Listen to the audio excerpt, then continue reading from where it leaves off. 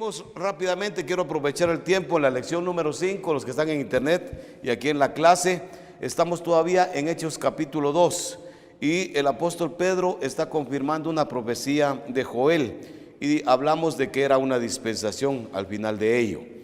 Miremos que una parte se cumplió en Hechos capítulo 2 de la profecía de Joel, pero la segunda no se cumplió y está en Hechos 2, 19 al 29. Dice: y daré prodigios arriba en el cielo. Eso no narra la Biblia que sucedió.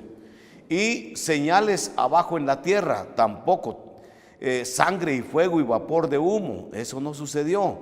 El sol se convertirá en tinieblas y la luna en sangre, tampoco sucedió. Pero en Apocalipsis sí se narra que va a suceder. Antes que venga el día del Señor, grande y manifiesto, y todo aquel que invocare el nombre del Señor será salvo. Vamos a ver inciso B, la segunda parte. Número 1, no se cumplió lo mencionado en los versos 19 y 20, no se cumplió. 2, esta segunda parte se cumplirá cuando Cristo establezca su reino y juzgue a las naciones. Ahí se va a cumplir todo lo que es el final de la tribulación. C, produce un día enorme de salvación. Otra vez el 21. Dice: y todo aquel que invocar el nombre del Señor será salvo. Ya llevamos casi 2000 años de oportunidad que Cristo da a las personas antes de su retorno glorioso. Ahora entremos al punto número 3, el mensaje. Y fíjense esto, es interesante, hermanos, aquí en Buscando de Dios, si ustedes han sido observadores, exigimos mucho, o hemos tratado de que cuando se predica, si usted lo mira, hasta en sus boletines aparece, hay un título, de eso se va a hablar, no se habla de otra cosa. Hay 1, 2, 3, 4, 5 puntos de ese título, pero solo de eso se va a hablar. Hay subpuntos del número 1, de eso se va a hablar. Y se los quiero dejar bien en el corazón a ustedes, porque todos en algún momento hablamos de Jesucristo, en algún momento podemos dar una plática, ya sea a una persona o a un grupo, y tenemos que aprender las normas elementales. Nosotros le llamamos homilética. Yo pongo un tema. El tema, ¿qué es lo que está haciendo? ¿Para qué sirve el tema? El tema me pone un marco para que yo no me salga del marco. Si usted habla el tema, el amor de Dios, solo pongo aquí, el amor de Dios, usted no puede hablar aquí de la tribulación, porque si usted habla de la tribulación, se está saliendo del tema, del amor de Dios. De repente hay una referencia a eso, está bien. Fíjese que a Balaam le habló una burra, a Balaam, y usted explica lo de Balaam. Pero ¿qué tiene que ver Balaam con el tema? Se salió del tema. El amor de Dios es su tema, ya le enmarcó. ¿Qué es el amor de Dios? Y tiene que poner una cita bíblica que le respalde. Después puedo poner: el amor de Dios es maravilloso, en donde me respaldo. El amor de Dios es inconmensurable, el amor de Dios es inagotable, y su aplicación para usted. Mire, cómo un tema nos hace ser ordenados para hablar. Cuando usted no pone tema o pone tema y no lo respeta, es un caos. Pedro, es que ¿por qué lo estoy diciendo? Pedro, sin saber homilética, sin haber ido a un seminario, porque todavía todos decían: estos son indoctos. ¿Cómo es posible que la chusma nos estén hablando si nunca fueron a un seminario? Pedro era un pescador y ahora nos están hablando, y van a ver el orden de Pedro para predicar. Eso es lo que estamos viendo en este momento. El mensaje. Primero, el tema del mensaje de Pedro. Él no dice ahí, el tema de mi mensaje es, pero se describe: Jesús es el Cristo. Este es el tema que tiene el apóstol Pedro. Versículos 22 en adelante. Varones israelitas, oíd estas palabras: Jesús Nazareno, varón aprobado por Dios entre vosotros, con las maravillas, prodigios y señales que Dios hizo entre vosotros por medio de él, como vosotros mismos sabéis. Está hablando con los que incluso algunos lo habían matado. A este entregado por el determinado consejo y anticipado conocimiento de Dios, prendisteis y matasteis por manos de inicuos, crucificándole, al cual Dios levantó sueltos los dolores de la muerte, por cuanto era imposible que fuese retenido por ella. Porque David dice, hace referencia a un salmo, Salmo 16, dice de él: veía al Señor siempre delante de mí, porque está a mi diestra, no seré conmovido. Por lo cual mi corazón se alegró y se gozó mi lengua, y aún mi carne descansará en esperanza. Porque no dejarás mi alma, vayan oyendo lo que dice la profecía de estos salmos, no dejarás mi alma en el Hades, en el sepulcro. ¿Qué está diciendo? Va a resucitar, hombre, ya se anunció. Ni permitirás que tu santo vea corrupción. El cuerpo de Jesús en el sepulcro no se corrompió, no tuvo tiempo el cuerpo para eso. Me hiciste conocer los caminos de la vida, me llenarás de gozo con tu presencia. Varones hermanos, se os puede decir libremente del patriarca David, que murió y fue sepultado, y su sepulcro está con nosotros hasta el día de hoy. Pero siendo profeta y sabiendo que con juramento Dios le había jurado que de su descendencia en cuanto a la carne levantaría al Cristo para que se sentase en su trono, viéndolo antes, o sea David, viéndolo por fe, habló de la resurrección de Cristo, que su alma no fue dejada en el Hades, ni su carne vio corrupción. A ver, si no, para que estén conmigo. ¿Qué dice Pedro? Señores, yo les voy a hablar de Jesucristo, el que ustedes mataron, pero ya estaba anticipado que él iba a resucitar, porque David anticipó que su cuerpo no iba a haber corrupción y que él no iba a poder ser retenido en la tumba. Si ustedes conocen, ¿están conmigo, hermanos? No se me distraigan. Si ustedes conocen de David, la tumba de él la tenemos ahí. Ellos tenían un gran recuerdo de David. Ahí está la tumba de él, pero de Jesús no, hay tumba vacía. Miren lo que está diciendo Pedro. Y como Dios le habló a David, el otro martes vamos a estudiar, no vayan a fallar, dispensaciones y pactos, les voy a dar un estudio sobre eso. Dios hace un pacto con David y le dice: mira, te voy a dar un reino eterno. Eso es todo lo que le dice, para resumirlo. Reino eterno. Pero ¿qué es reino eterno? Si David se murió, un descendiente tuyo va a ser reino eterno, va a ser rey eterno. Cuando usted lee las genealogías en la Biblia, que dice: a mí qué me importa eso. Es tan importante saber las genealogías, o no saberlas, pero sí entender que ahí están, porque Jesús viene directo de David. Entonces Jesús es un descendiente directo de David. Jesús es el aspirante al trono.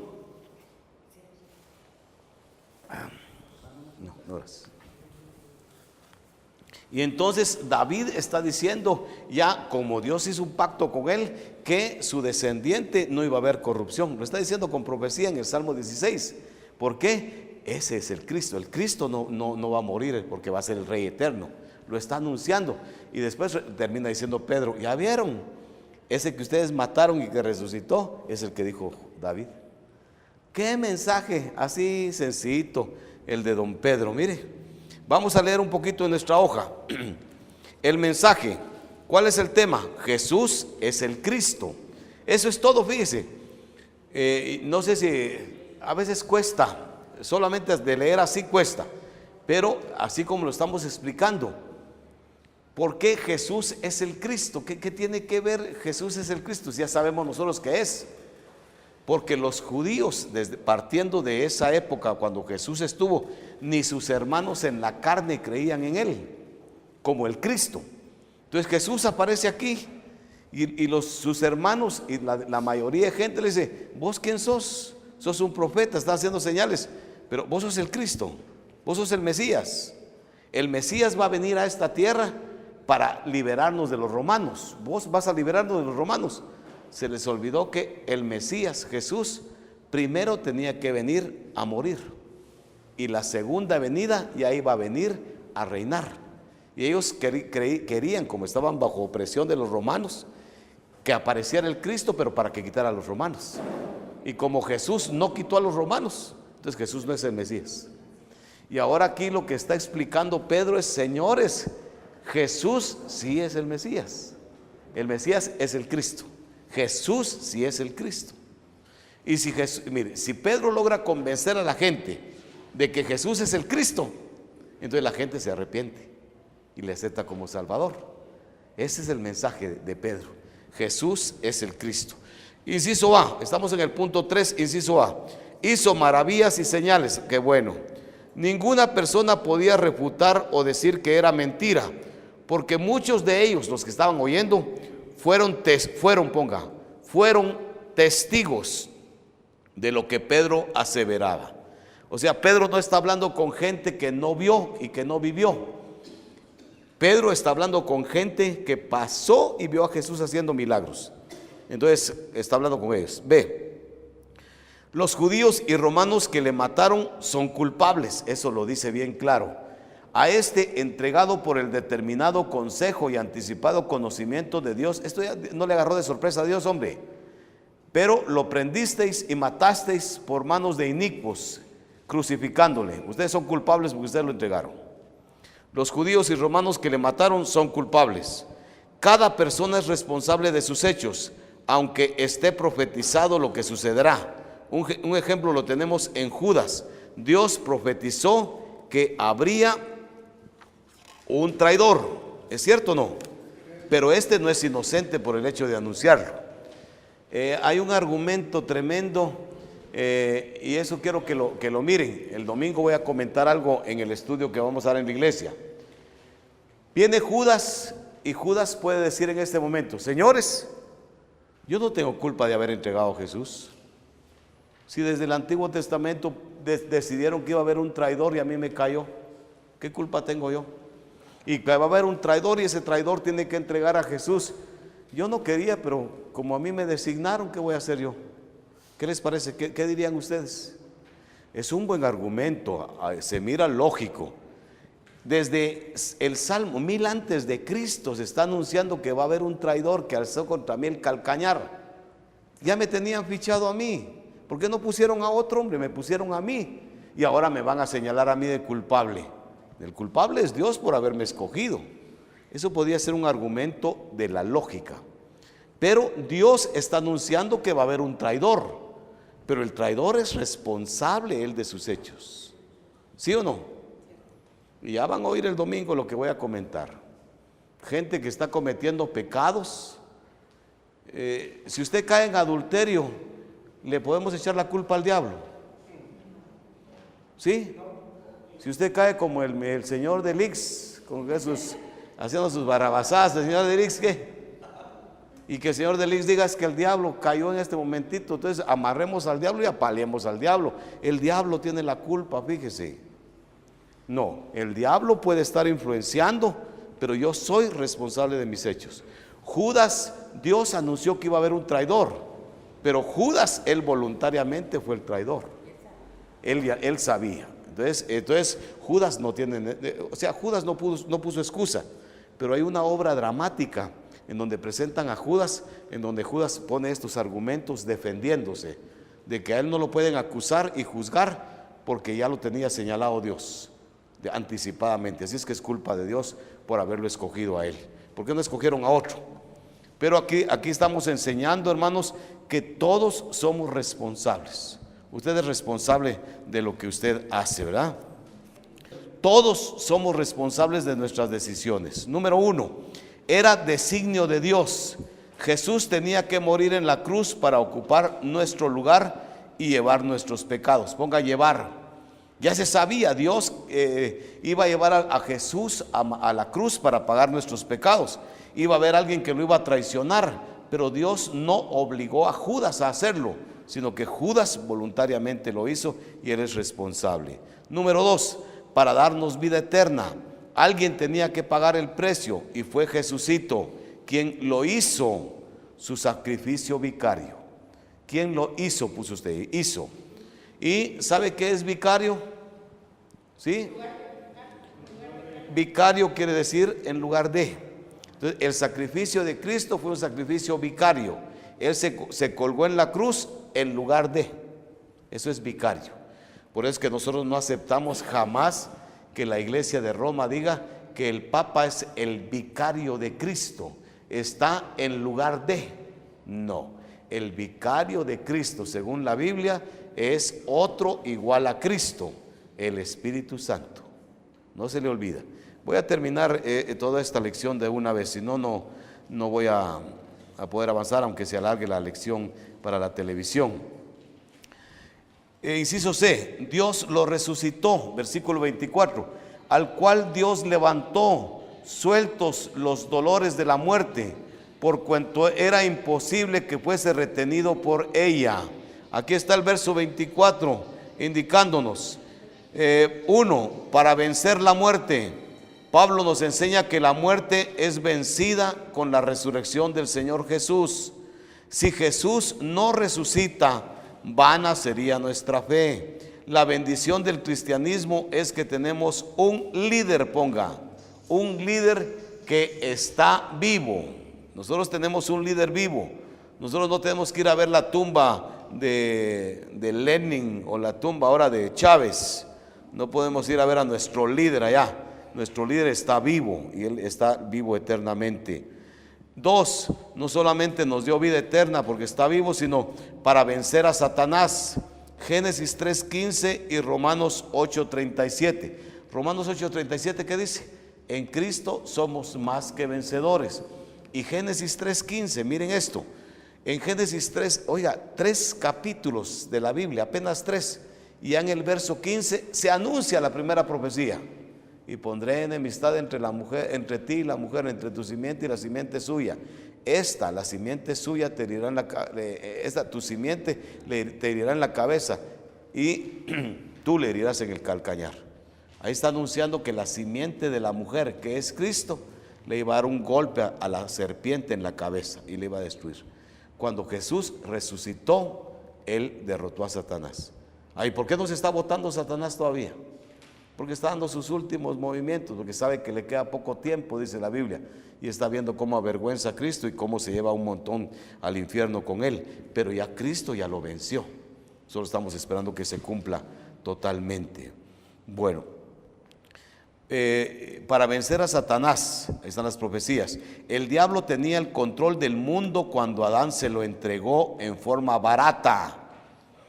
Jesús lo recuperó pagando el precio, su sangre, forma barata puso. Miren, hermanos, aquí es donde ustedes tienen que ir, vayan atando un montón de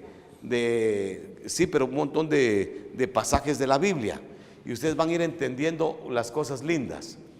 Cuando Adán y Eva estuvieron en la tierra, vamos a poner a Adán, cuando Adán está en la tierra, el Señor le entregó todo a Adán. Aquí está todo bajo control, ¿oíste? En la dispensación, ya la borramos, del Edén. Aquí está, de la inocencia se llama. Aquí está todo, toma control de todo, ponerle nombres a todas las cosas, por favor. Aquí está, mira, vos tenés control de todo. Entonces, el amo, el Señor de todo era Adán. Dios le dio vayan conmigo, y si no me interrumpen. Le dio esa responsabilidad. Cuando Adán comió del fruto, ¿qué fue lo que hizo?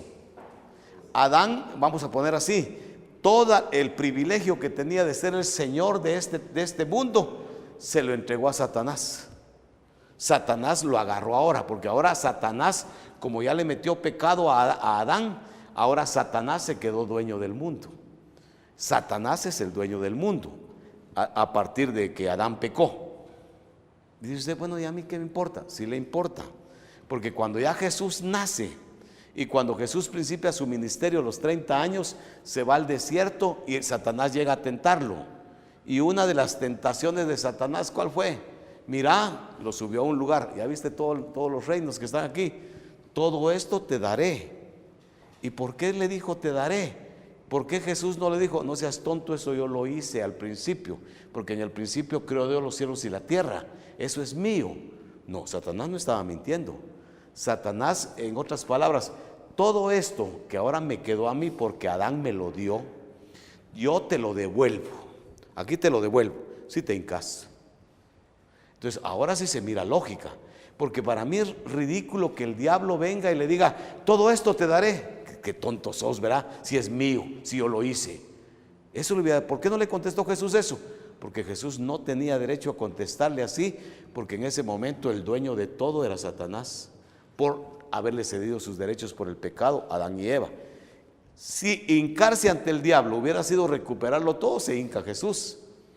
Pero Jesús sabía que hincarse ante el diablo era caer en tentación y pecar también él. Jesús sabía que la única forma de recuperar todo eso y quitárselo a Satanás era pagar en la cruz. Y cuando él derramó su sangre, se le quitó a Satanás todo, y ahora Jesús es el dueño. Y dice que somos más que vencedores. ¿Lo capta, hermano? Es una maravilla, una bendición, es algo precioso. Y deberíamos estar agradecidos, pensar que Adán lamentablemente se dio todo lo que Dios le había dado. Ahora por eso tuvo que venir Jesús a arrebatarle al diablo todo. La única forma era colgándose en la cruz. D. El testimonio del Antiguo Testamento de su resurrección. Los versículos 25 en adelante.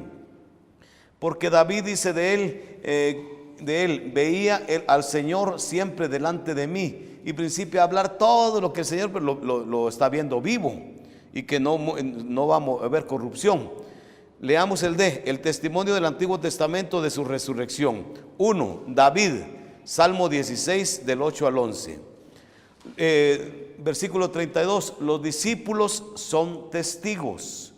A este Jesús resucitó Dios, de lo cual todos nosotros somos testigos. Hermano, ¿quién le tapaba ahora la boca a Pedro y a los discípulos? Decir, nosotros hasta tuvimos miedo y nos escondimos porque mataron a nuestro Señor y que ya ni dimos la cara, pero está vivo porque estuvo con nosotros. Ellos eran testigos. 3. David lo menciona en el Salmo 110 también de la resurrección del Señor. La exaltación, versículo 36. Sepa pues, ya va a concluir Pedro su mensaje, ciertísimamente toda la casa de Israel, que a este Jesús, a quien, miren qué directo, a este Jesús a quien vosotros crucificasteis, Dios le ha hecho Señor y Cristo. Ahí está la exaltación. Hermanos, a veces uno tiene miedo de confrontar a la gente. Y hermanos, en la vida cristiana, ya lo van a ver en el estudio del domingo, en la vida cristiana, hermanos, hay que confrontar, y confrontar muchas veces me trae dificultades, me trae gente que se enoja conmigo, gente que se va de la iglesia porque la confrontamos. Entonces, como cobarde, mejor no les confronto y me hago el disimulado, pero la obra no funciona así. Aquí ustedes lo crucificaron, punto. Nosotros somos testigos de que resucitó, pero ustedes le crucificaron y lo entregaron a perversos que le hicieron un montón de cosas. Así de claro. Aquel miedoso de Pedro que lo negó 3 veces, miren lo que está diciendo ahora. Ustedes crucificaron al Señor. Vamos ahora, la exaltación. Jesús es el Mesías. Ahí está el punto.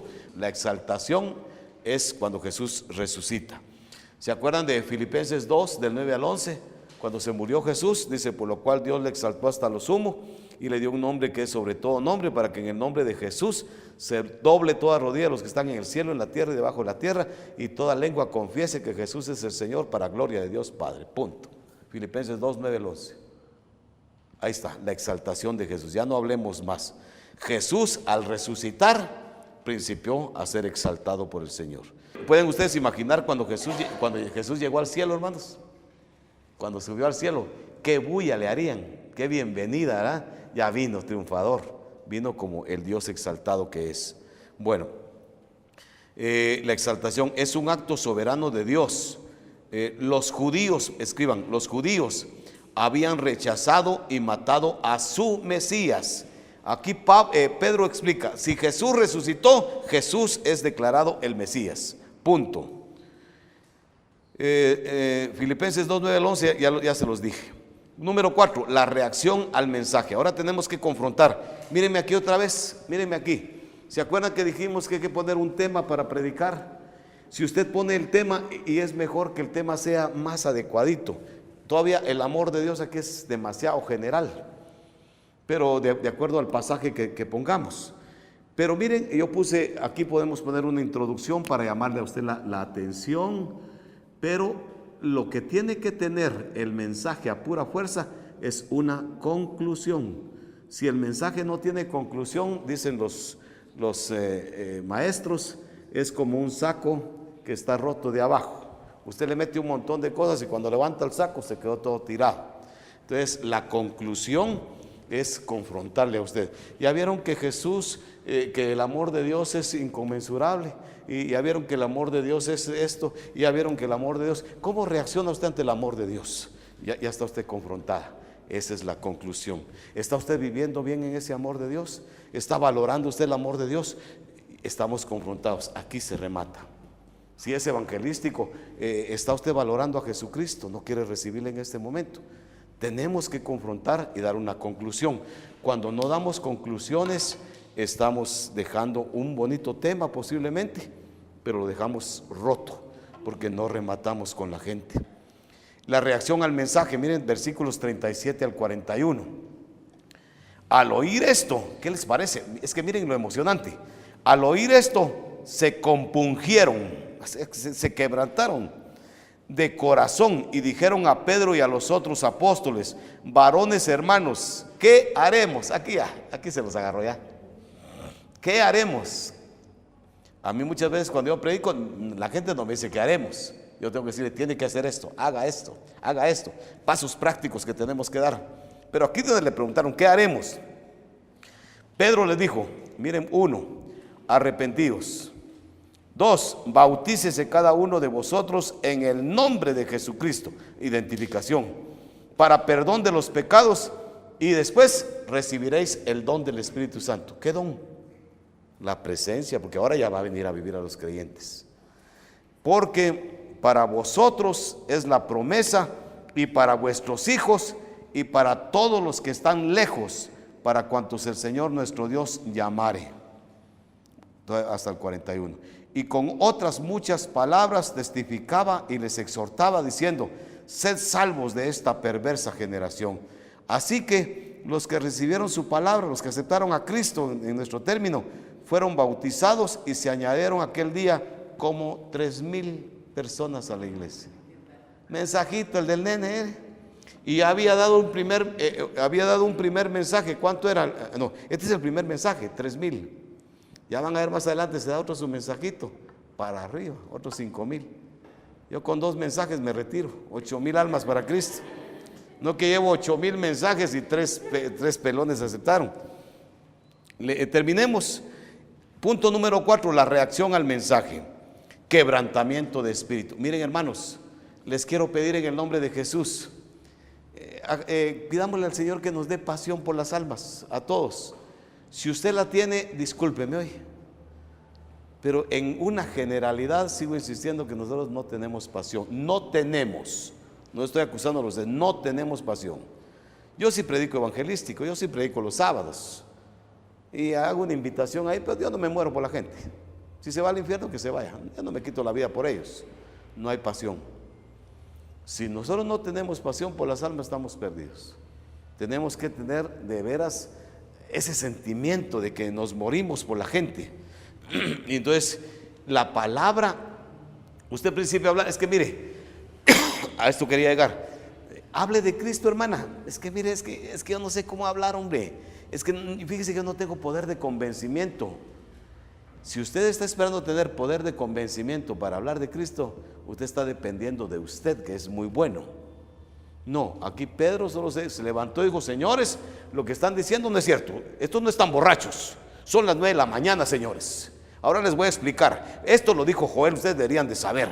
Joel dijo que iban a haber milagros y que iban a haber no sé qué y que iba a haber doble referencia, pero aquí se cumplió esto. Miren que el Espíritu Santo vino y ustedes mataron a Jesucristo. Y ese Jesús que ustedes mataron es el Cristo, el Mesías, señores. Y aquí está la Biblia, lo muestra. David, que Dios le hizo la promesa, está hablando de que no va a haber corrupción. Y nosotros lo vimos que resucitó. Y cuando resucitó, Dios lo exaltó. Y ese Jesús que estuvo con nosotros es el Mesías, es el Cristo. ¿Qué haremos? Arrepiéntanse y bautícense, y les va a venir el Espíritu Santo. Ah, sí. No es las palabras lindas de Pedro, es el poder de Dios. Cuando usted hable de Cristo, miren hermanos, yo voy a muchos lugares en donde lo primero que hacen es, en mis estudios, una media hora de preguntas. Y miren, ante Dios yo estoy, Señor, bendíceme. Ahorita me hacen una pregunta, diga hermano la pregunta. Y estoy, Señor, dame la respuesta, por favor, ayúdame, por favor. Que yo pueda decir, ya sé bastante de Biblia, de plano sí voy a contestar. Que Dios me libre, que dé la respuesta correcta. Y que el día que yo no sepa la respuesta, tenga el carácter de decir, fíjese que estoy con dudas, hombre, permítame contestarle después. Y no decir algo solo por salir del paso. Y hay gente que lo está uno probando nada más. Y después dice, mentiroso, mire, dijo una mentira. Hermano, usted no convence a nadie. El que convence es el Espíritu Santo. Nunca se le olvide. Prepárese, lea Biblia, escuche, estudie. Pero cuando hable, hable con convicción de que Jesús está vivo. Y el Espíritu Santo que mire si hace. Y si el Espíritu Santo no convence, problema de Dios, no es problema suyo. Quebrantamiento del Espíritu. Solamente nuestro Señor puede por medio de su Espíritu convencer al mundo de pecado. Ponga eso. B. Dóciles para ser guiados. Esto les que fácil. Varones, hermanos, ¿qué haremos? Ahí están en el versículo 37. ¿Qué haremos? Pues ahora que ustedes preguntaron qué hacemos, les se lo voy a decir. Esta debe ser la actitud humilde de los cristianos. Hermano, no sea altanero. Cuando alguien predique, cuando alguien le enseñe, a veces nosotros nos jactamos, yo sé más que ese. La persona más sencilla que nos dé una enseñanza, si está dirigida por Dios, nos va a bendecir. Que la actitud nuestra sea siempre de ¿qué haremos? Aprender más, hermanos. Y si estamos en la disposición de aprender, entonces vamos a tener un corazón abierto para aprender y Dios nos va a bendecir. Si usted se pone resistencia, depende del que predique, depende del que enseñe, usted es una persona altanera. C. Se arrepienten de sus pecados, versículos 38 y 39. Reciben vida eterna. Y E. Son como 3,000 los que aceptaron. Dios principia a autenticar el poder del Evangelio. Un hombre sencillo, fíjese esto, lo acabamos de decir, sin estudios teológicos, comparte un mensaje de salvación y el Espíritu convence. Pongan convence. Hermanos, es el Espíritu Santo el que convence, no es usted. Ese Jesús sigue siendo el mismo hoy y hoy para nosotros. Porque ¿qué dice Hebreos 13:8? Jesucristo es el mismo ayer, hoy y por los siglos. Jesús salva, perdona y para nosotros los cristianos también nos restaura. Muy bien, dejamos aquí la lección, fue algo larga. Bendecimos a los que están en internet, pero queríamos terminar esta lección número 5. Dios les bendiga.